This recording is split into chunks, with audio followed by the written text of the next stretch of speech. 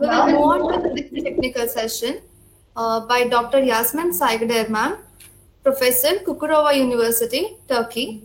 This session is going to be chaired by Dr. J.G. Manjunath sir, Professor, Department of Chemistry, Field Marshal K.M. Karyappa College, Madikeri. Sir's research interest includes electroanalytical technique, supercapacitor, development of sensor for the detection of dopamine by carbon-based electrodes, and so on. Sir has been felicitated with many awards like Young Scientist Award, American Nano Society Award, and so on. He has published around 32 papers in reputed national and international journals, and under his guidance, one researcher has been awarded PhD and 6 are working for the doctoral degree.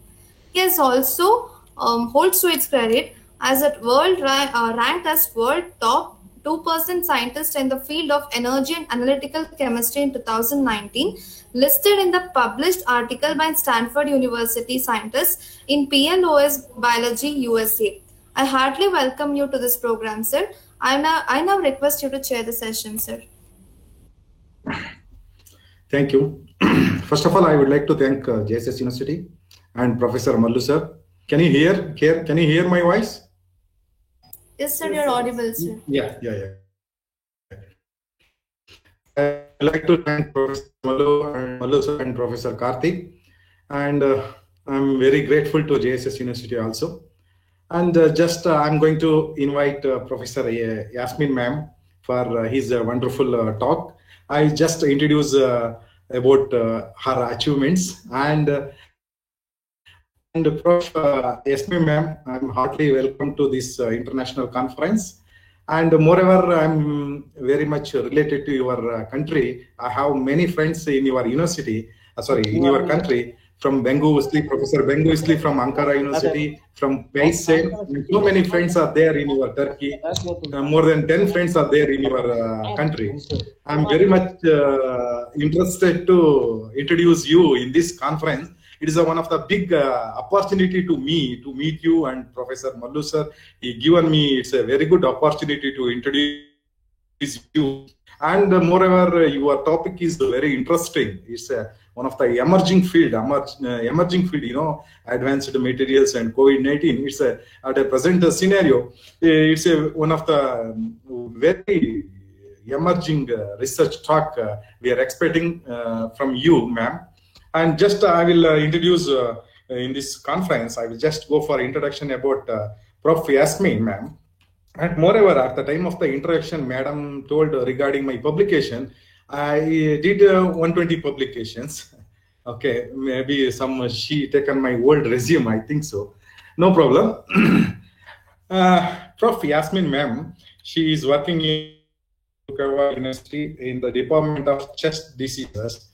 And ma'am, she received a postdoc from Georgetown University from USA, and she did a PhD in molecular medicine from Turkey, and she did a clinical fellowship from Turkey.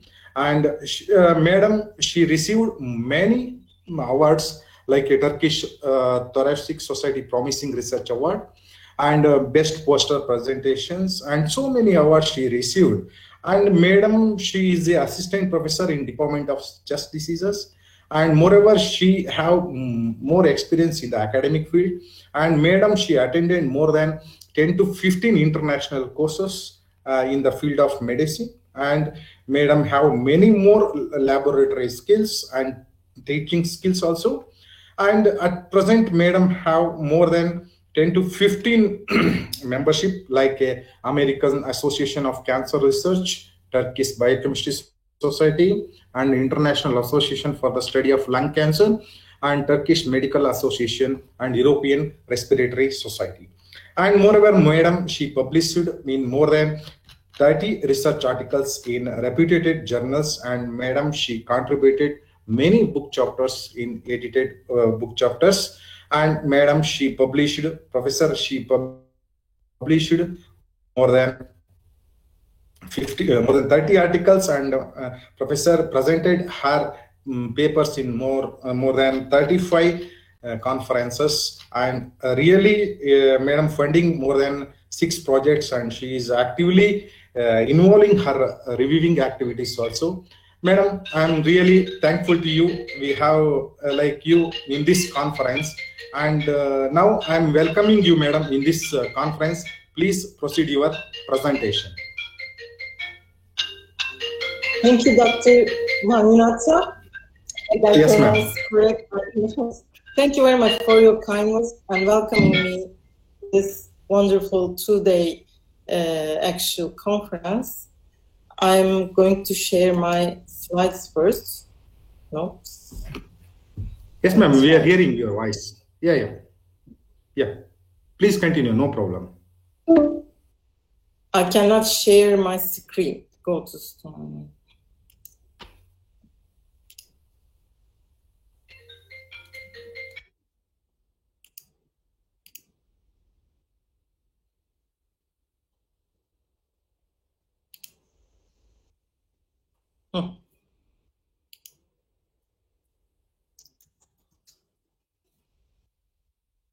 I could not.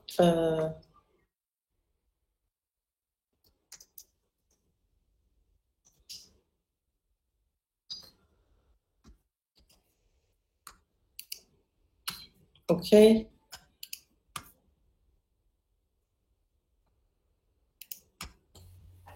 Now I'm going to try one more time.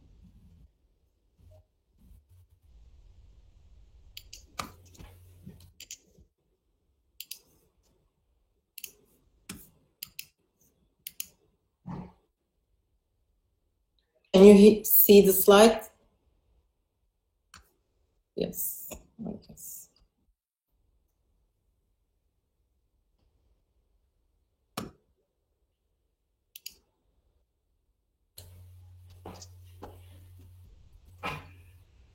Is it okay?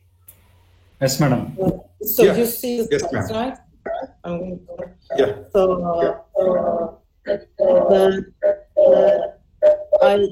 why is it coming to me? Oops. So I may just turn the video off and then.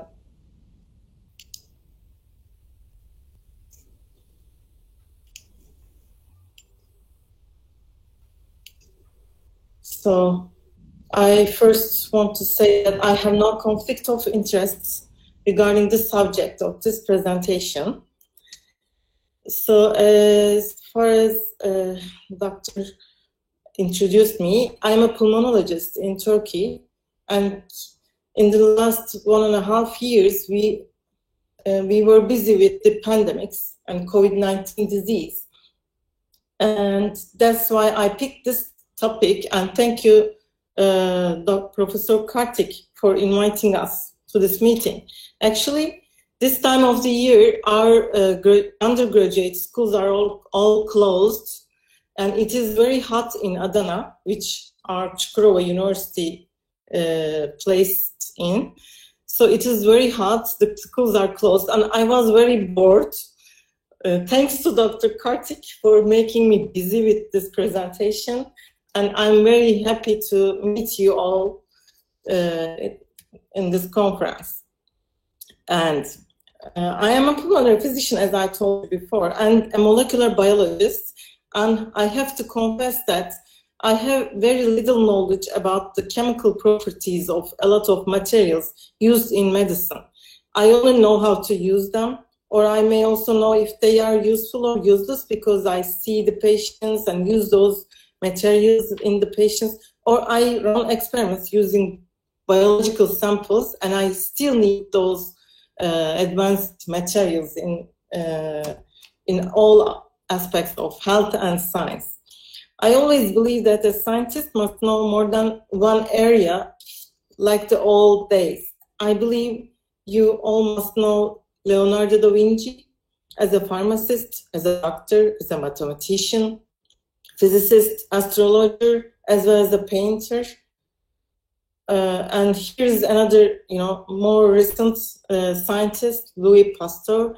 He had PhD in physics and chemistry, studied microbiology. He used his knowledge in chemistry and studied microbiology, and married to the daughter of the rector of the University of Strasbourg. and this may help his career also, but we know he's very hardworking. He was overly prescriptive, disciplined, and authoritarian. He discovered that drinks, he was studying on liquids and chemistry of liquids and physical and chemical properties, and he discovered that drinks are spoiled by microorganisms, and he heated those drinks and then cooled down and parented for pasteurization, not to spoil the drinks. And he also announced that at that time, surgeons should wash their hands before surgery, and they hated him because he was not a doctor. He was just a chemist or physicist. He didn't have a medical degree, but what happened at the end, he founded Pasteur Institute. Everybody washed their hands before surgery, and he founded Pasteur Institute with just one institute he started with, and currently his institute operates in 29 different countries. Another one here, Wilhelm Conrad Röntgen. He's a physicist. He expelled from high school. He did something wrong, maybe they shoot him out. And afterwards, he wanted to go to University of Utrecht, but in Netherlands, but they did not accept him because of his bad behavior in high school. Then he went to another college, a free community college. And during his education, despite his family's objections, he continued his relationship with a woman, Anna Barta. She was like 20 years older than him, and he married leaving him inherited and penniless. And at his 30 years of age, he became professor at Academy of Agriculture. Remember, he was a physicist. And he accidentally found X-rays while doing another experiment. And 1 year later, an imaging center opened in Germany. And he didn't receive a patent because he thought that science should be used for everybody's health. He didn't get any money. He stayed penniless till the end of his life. Now, as you see, computed tomography we used in detection of lung cancer here on the left of the slide. Different types of tumors you see here in the computed tomography. We detect these images using X-ray. This is his invention.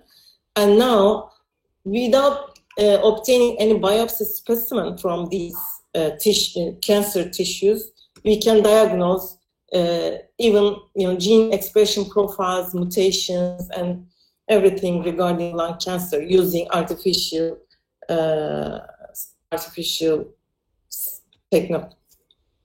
intelligence technology. So, having said all these, I'd like to introduce my subtitles of the talk. I will first mention about general information of the disease, and then the virus and its impact on cancer, which is my area of study. And hopefully, I will run out of my time when the subject comes to the material part, and you will all be hungry, I'm sure, because it is the noon time, and students will prefer to go and eat their chicken mahai sorry about that, but I don't know the real name. But if still there's time, I will briefly mention about the materials used for COVID-19 protection, research, diagnosis and disease monitoring, and materials for treatment. Probably not go through the vaccines. So, general information. Severe acute respiratory syndrome, coronavirus 2, causes COVID-19 disease. So this is a virus. So most of the viruses and bacteria that makes us sick are known for years and decades, and we have specific drugs for treatments or vaccines for prevention. But by the end of 2019, SARS-CoV-2 was a brand new unknown virus. We did not have vaccines and still don't have a proper medication for COVID-19 pneumonia or severe disease. The virus spread all around the world and up to now caused over 4 million deaths. A lot of people hospitalized and affected from the disease. Where do you think the virus come from? The answer is, unfortunately, the human being kept destroying the nature, and the nature is getting its revenge. Please don't look for any other suspects. Only the human is responsible from the disease, either this way or that way. And the symptoms start like many other illnesses in COVID-19. Like first start with fever, cough, sore throat.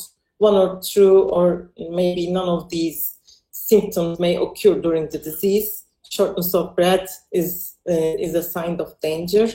Usually symptoms starts about 1 day after exposure, but it can be as long as 14 days. Most people develop symptoms within 5 to 6 days, and severe disease usually starts on the 7th to 10th days. Because the symptoms are similar to many other illnesses, tests are needed to make the diagnosis. Like I'm sure all you know, the nose, throat swabs, blood tests, and everything, PCR. The test techniques are improving, keeps improving actually. So still there is no specific treatment. Some medicines have shown benefits and are being evaluated further, but usually up to now, there is no proper medication for the disease. Whatever we give to the patients just helps to relieve pain or a little help to stop the inflammation and so on.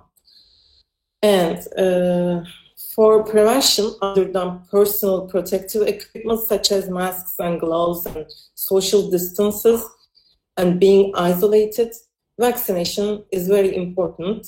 I hope you all get vaccinated already or get vaccinated as soon as possible for the prevention of the disease, because it still keeps coming with different types of mutations.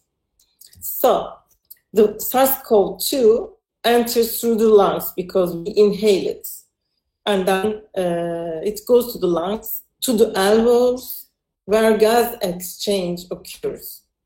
It infects type 2 pneumocyte cells here, and then causes to cytokine storm. Here you see interleukins, here a lot of coming from the inflammatory mediator cells. And then it affects not only the lungs, but also the liver, kidneys, and blood also. Here's the schematic image of the virus. It is an RNA virus and has a famous spike protein, these pink ones, on it, mostly targeted by vaccine producers, and it also has other antigenic proteins on its surface here. There is here an artificially colored image of the spike protein. It's a photograph on the cell.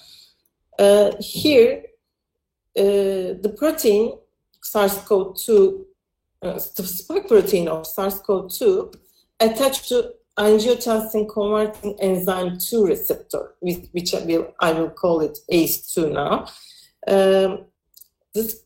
The spike protein is the main target for the vaccine developers because it is the biggest surface protein, and the viruses use a spike protein to attach ACE2 receptors in the lungs and gets inside the cell.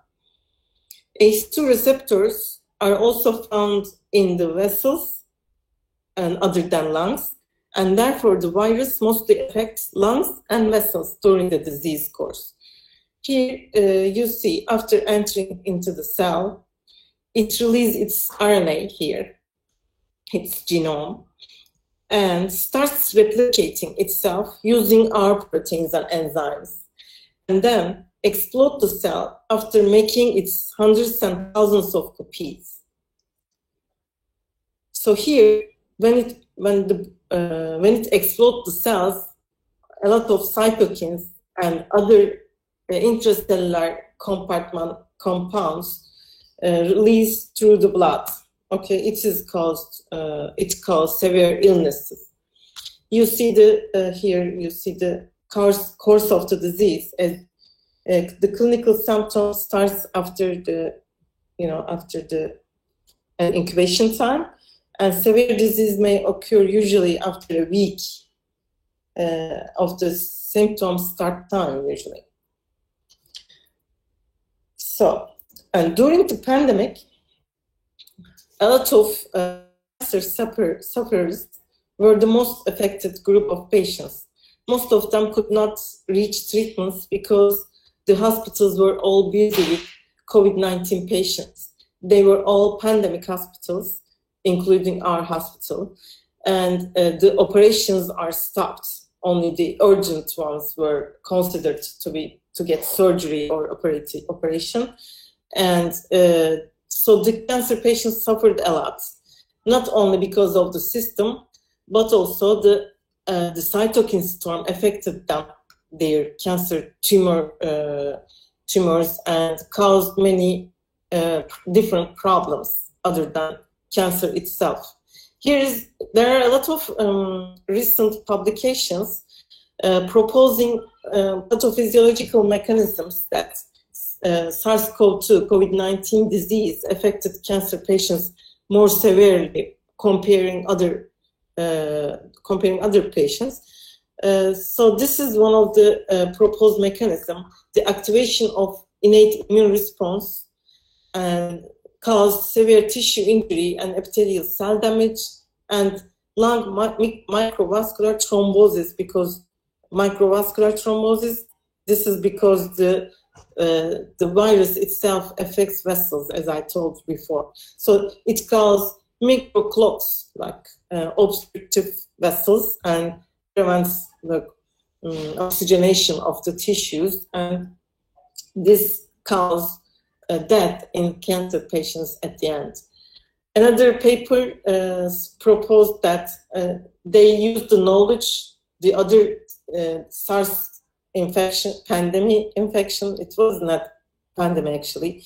It was a very milder form of the current pandemic, but we had gained knowledge from that virus, and they proposed that cytokine release, inflammation, and other reticular endothelial system signaling mechanisms in the cell leads to angiogenesis, poor outcome of the disease, and promote metastasis, everything, and then cancer progresses. This is the theoretical proposed theory, paper.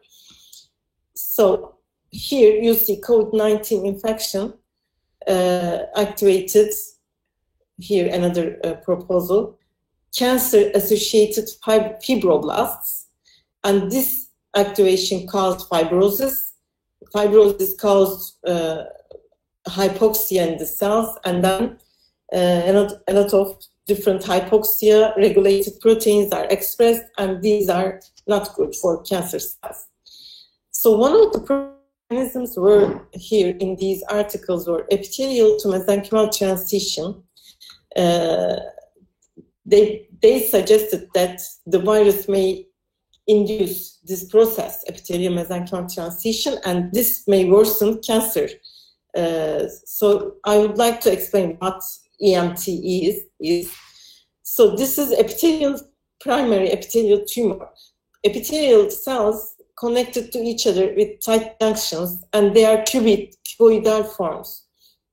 And when this epithelial transit to mesenchymal state, the cell adhesion get lost, and the cell may invade vessels and other tissue walls and go to somewhere else in in the body. This is what we call metastasis. So this is called basically epithelial to mesenchymal transition. There are a lot of different genes like ZEB1, snail, notch, and many others contribute during this process. So when an epithelial cell wants to transit to mesenchymal state, these genes need to be expressed, and these also. So recently we published this article, COVID-19 patients' serum induced epithelial mesenchymal transition in cancer cells. This is not a theory. We just proved this in cell culture experiments.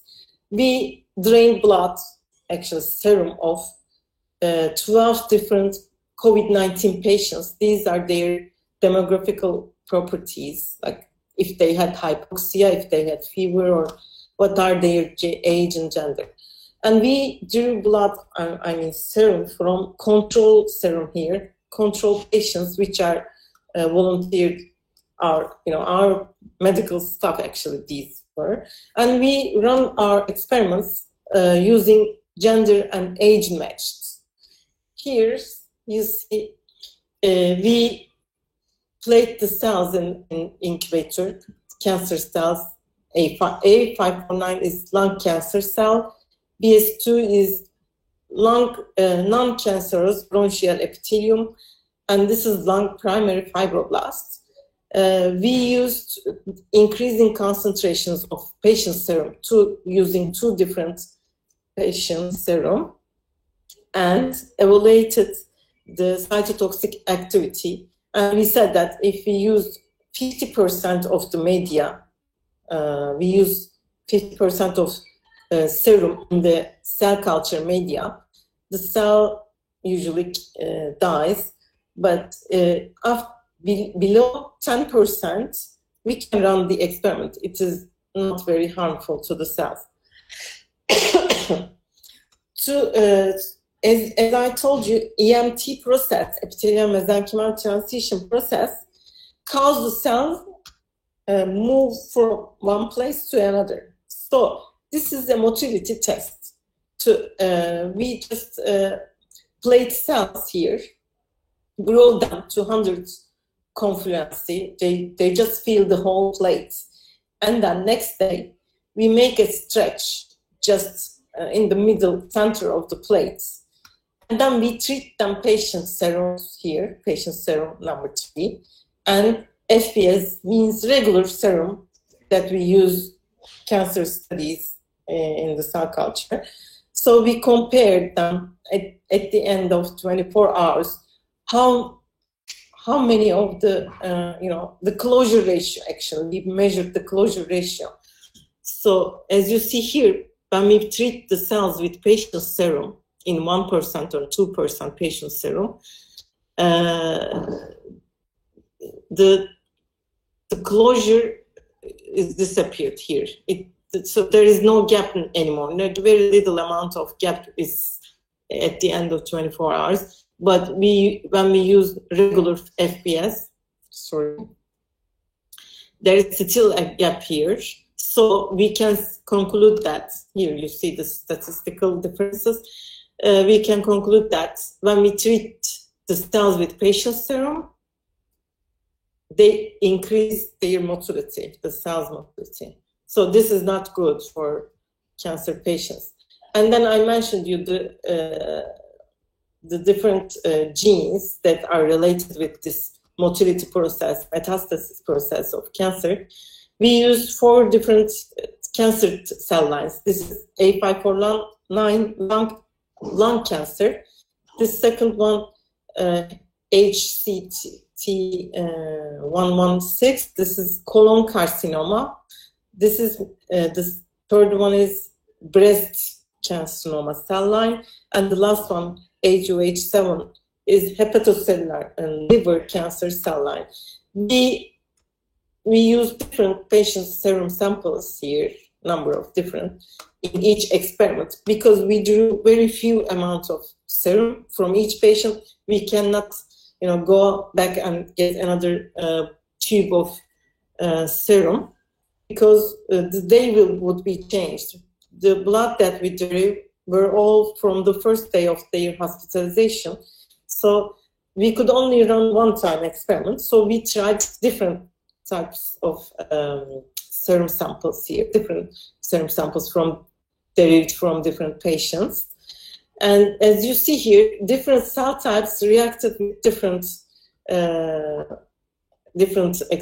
expressing different types of genes. And this is what we expected, actually, because not all the cancers are the same. So later, we would like to evaluate the proliferation effect here in three different cell lines. And I would like to have a look at this cell picture, MCF7 and HCT116. So when we treat them with 10% regular serum, at the end of 24 hours, it's 48 hours, the shape of the, look at the shape of the cells. When we treat them with patient serum number 12 with 10%, again, the shape changes really.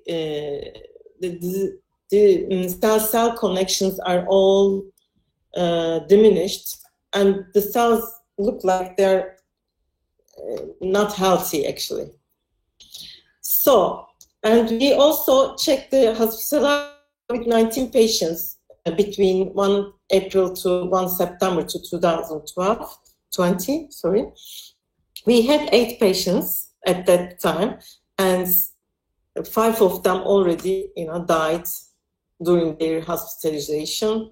They died immediately, and we had 3 survivors: 1 cervix cancer discharge, 1 lung cancer, and 1 malignant melanoma cancer patients.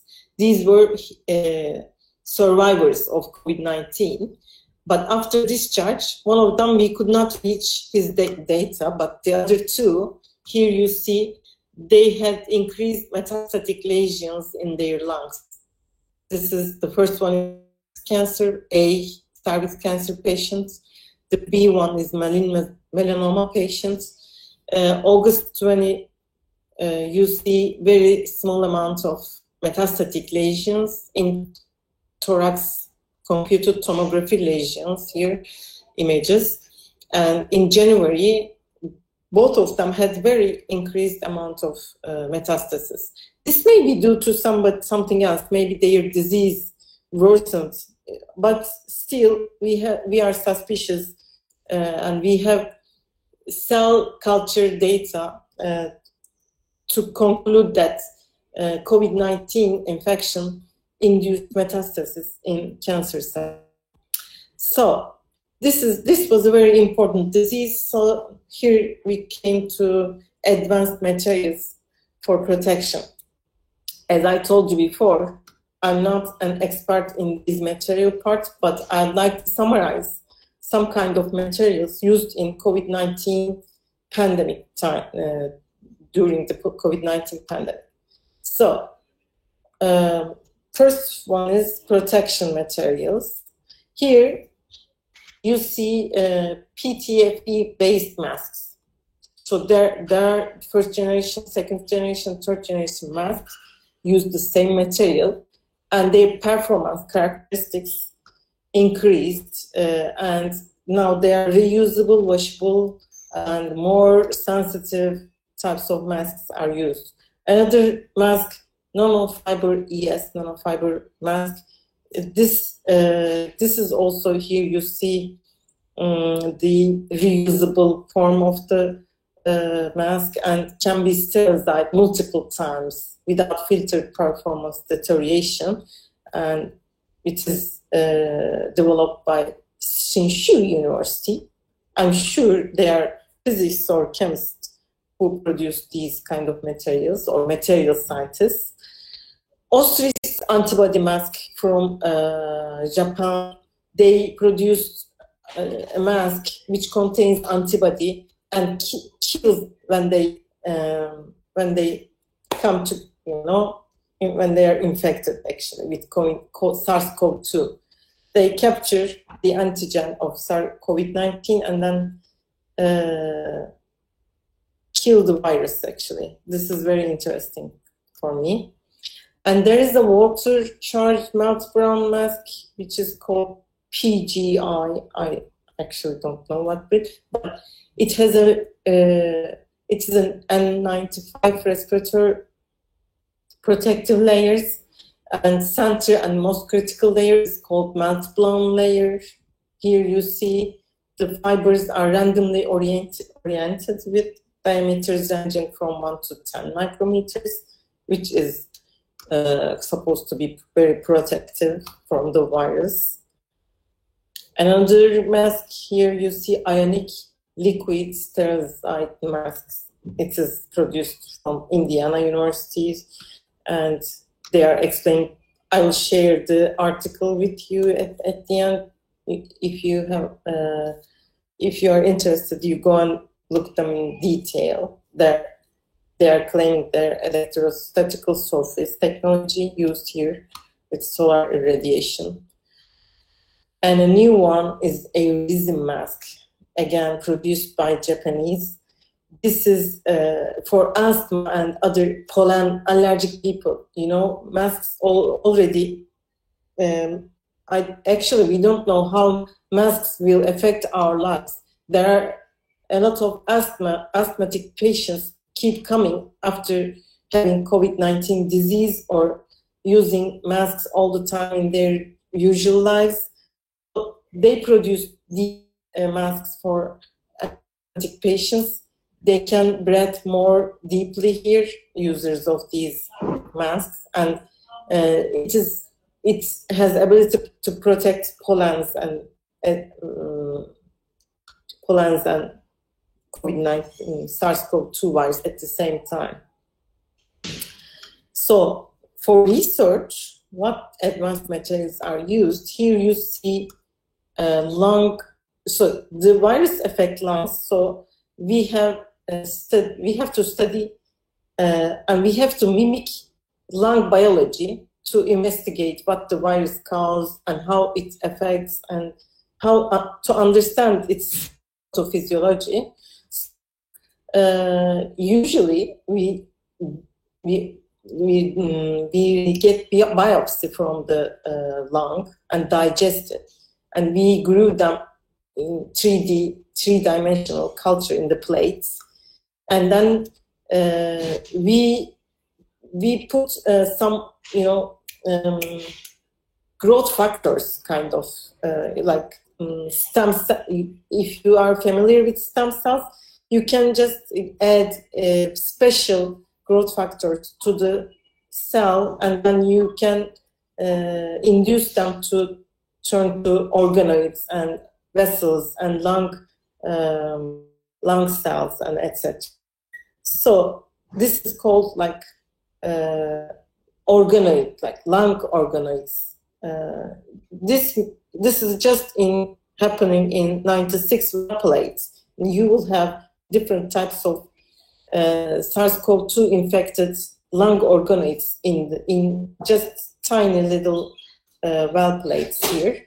And then you can study drugs and genetic differences, mutations, and everything. So these materials are very useful for SARS-CoV-2 pathophysiological research area. So diagnose and disease monitoring. We have, as you know, sample collection is very important.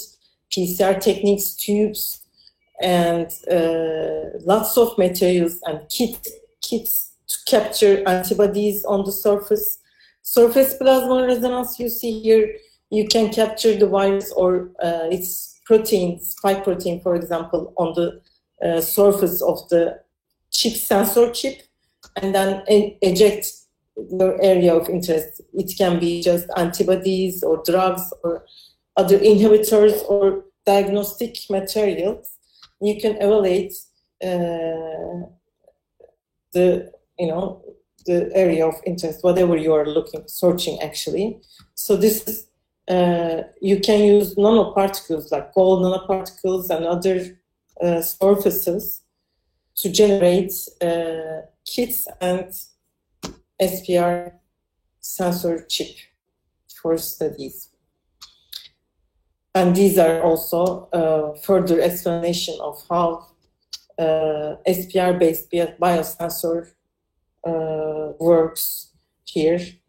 You can use a photoelectrode and capture gold nanoparticles here, and you can couple your gold nanoparticles with COVID-19 protein or antibody, and then you can eject your compound if you're searching for a drug, or your antibody if you're in the investigation of the vaccine, actually. So you can just search for the binding using these systems.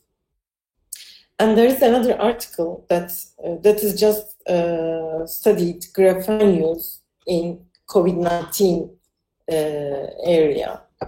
It has, they say that it has antimicrobial and viral and a lot of different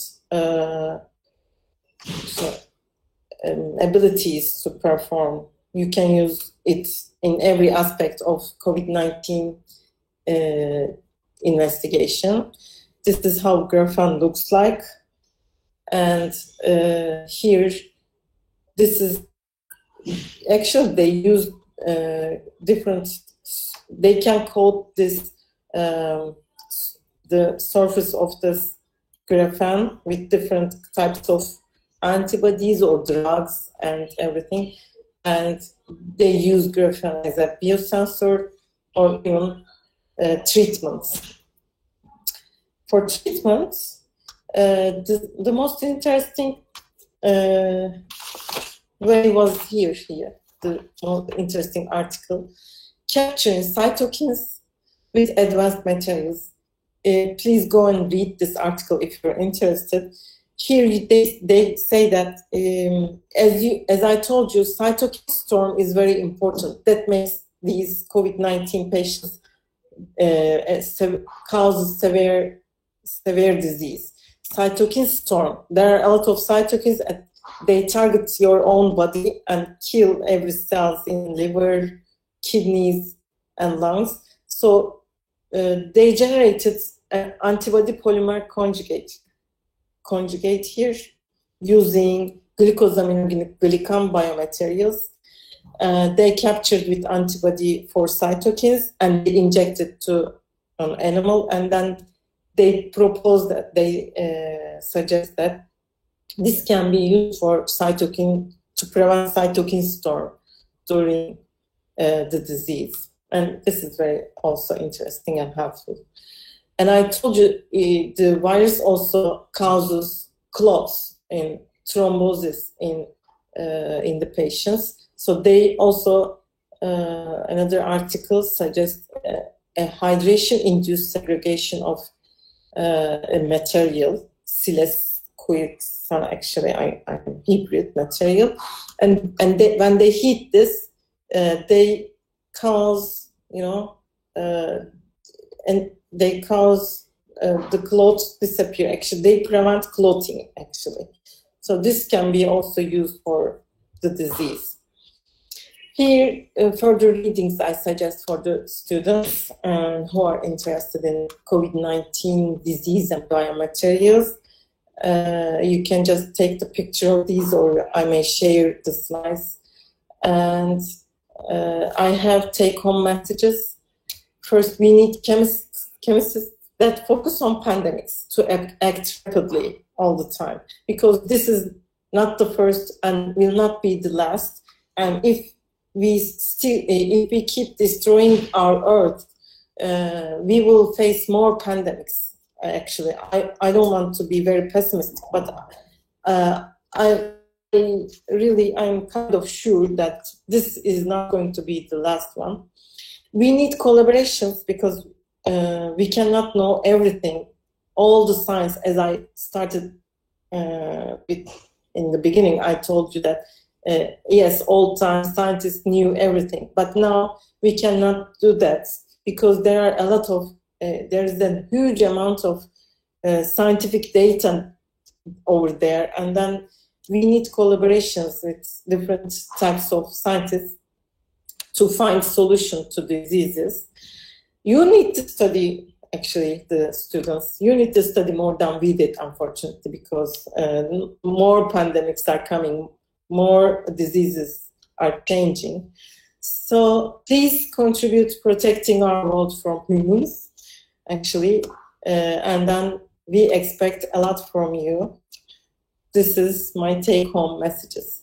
And this is our team.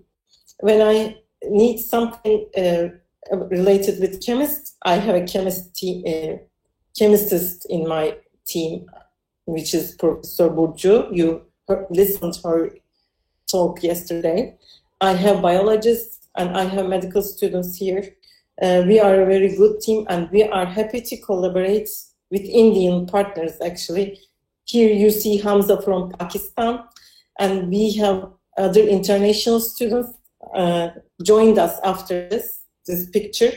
And I want to indicate here that we are, mostly consisting of women scientists here. We support women science, and I thank you for your attention.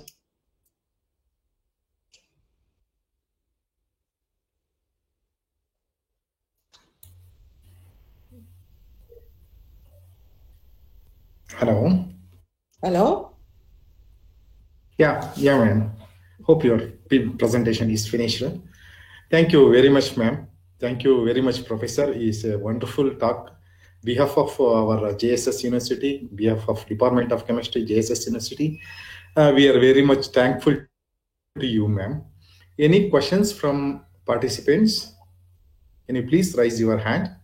Yeah, I will be happy to answer if you have questions.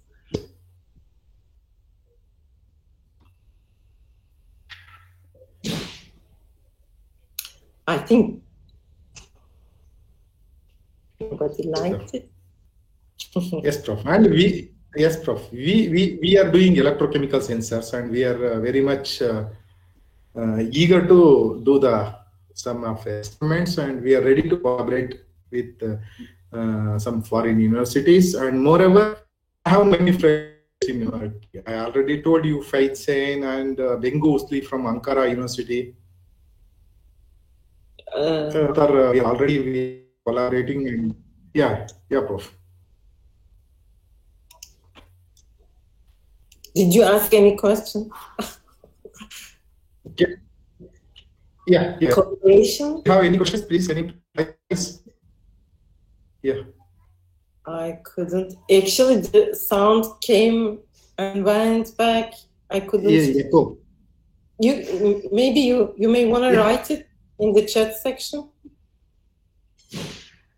But if you're asking, I heard it's echo because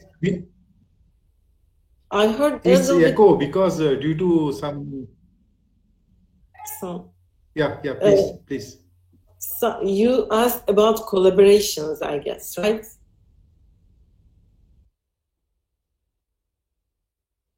No.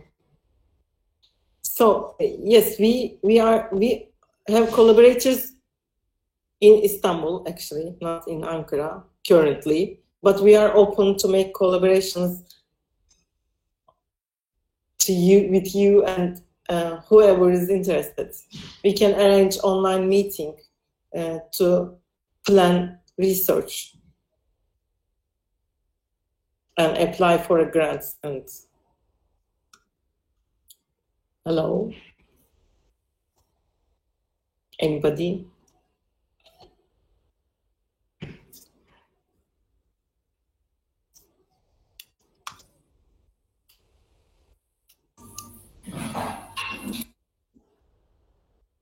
Athena. Hello, ma'am. If no questions, can we wind up the program, ma'am?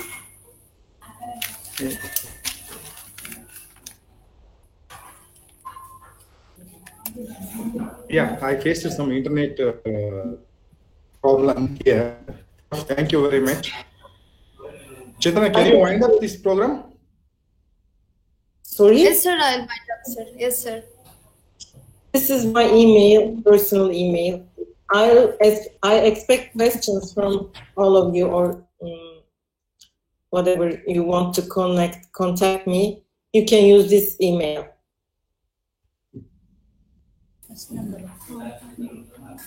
Thank you, ma'am. Thank you, ma'am, for the presentation. It was informative. And I also thank Dr. Manjunath, sir, for chairing the session. Thank you, sir. Bye-bye. Now let's take a break and be back by 2:30 for the next technical session. I request everyone to please